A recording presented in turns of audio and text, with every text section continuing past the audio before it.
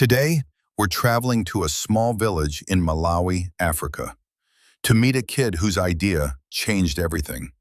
This is the real story of William Kamkwamba, the boy who built a windmill from junk and saved his village.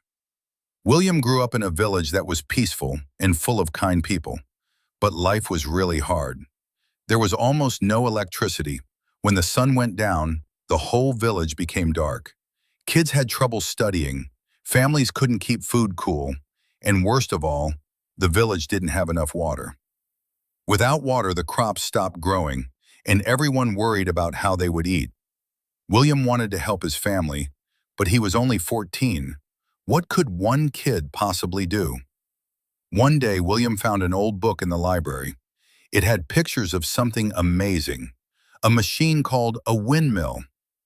The book said a windmill could make electricity and even pump water from the ground.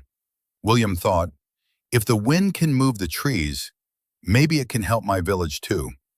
He didn't have money, he didn't have fancy tools, and he had never built anything like this before.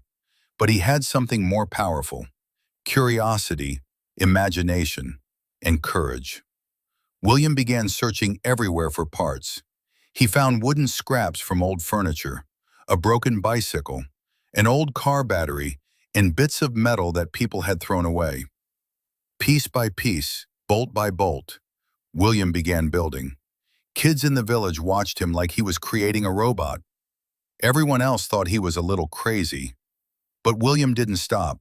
He climbed a tall wooden tower he built himself and placed the spinning blades on top. And then the windmill began to turn. The blades spun faster, the bicycle chain whirred, and suddenly the light bulb in his house lit up. For the first time ever, William's home had electricity. News spread across the whole village. People gathered to see the amazing windmill built by a kid. With electricity, families could see at night, kids could study, and when William added a pump, water flowed again into the fields.